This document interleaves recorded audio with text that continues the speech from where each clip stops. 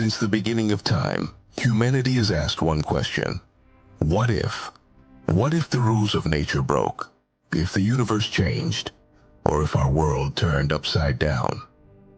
In this series, we explore the impossible scenarios that challenge science, imagination, and the very core of human survival.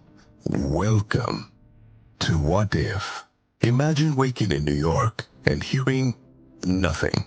No horns, no music, no distant chatter, only a silence so complete it feels like a physical presence. For 24 hours, an entire nation shares the same impossible sound, absence. What happens when the world we built around noise suddenly gives us none?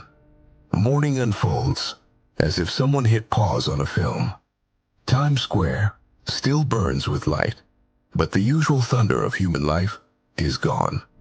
In subway tunnels, trains stop, and people stare at each other, mouths moving without sound. Coffee shops still steam, cups clink, but the clink is swallowed by void.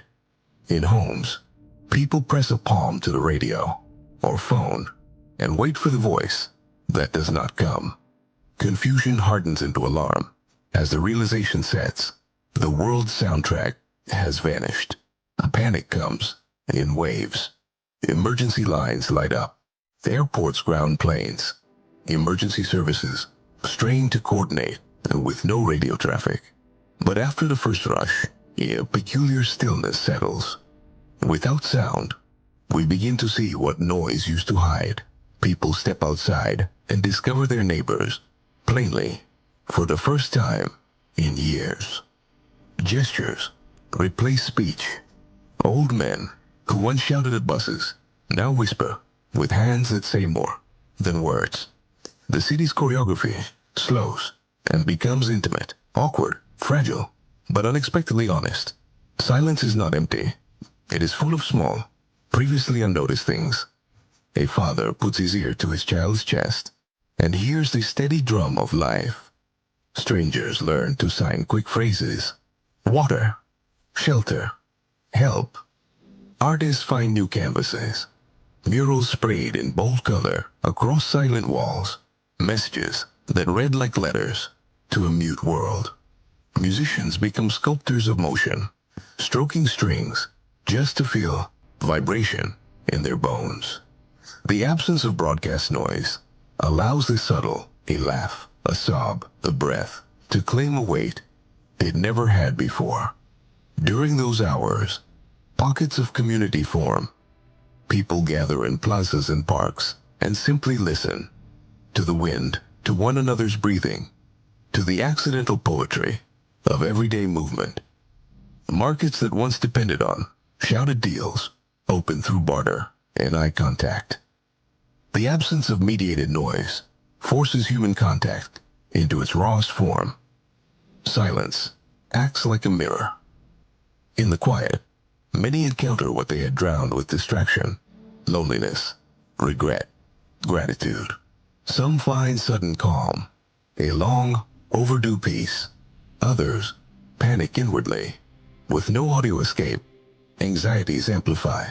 In quiet hospital waiting rooms, relatives sit close and finally speak the words they were too busy to say. In city apartments, the silence can be vindictive, revealing secrets that once fit neatly behind daily noise. This mirror has consequences. Social media accounts are silent of updates, but in the flesh, people choose to either open or close. Some relationships are healed by presence. Others fracture under the pressure of truths that must now be shared face to face.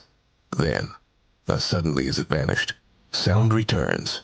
The first horn slices the air like a shock. Phones burst to life with missed messages. The world rushes back into its orchestral chaos. People cheer, cry, and some cover their ears, overwhelmed by the flood of noise. Yet the silence leaves marks. Neighborhood rituals remain in some places. Weekly gatherings where phones are set aside. New murals left untouched. a renewed habit of listening, not to noise, but to people. Many report that for a day they heard themselves. Others confess they preferred the noise. The experiment, whether accidental or cosmic, ends. But the question lingers. What in our lives do we habitually drown out? And what might we choose to listen to again? If the world ever fell quiet again, what would you discover inside that silence? Would you hear peace? Or would you finally hear all the things you have been avoiding? Every question begins with a spark of imagination, but the answers may change how we see the world forever. Because in the end, asking what if is not just curiosity. It is the first step to understanding the fragile miracle of life itself. Until the next question, this is What If.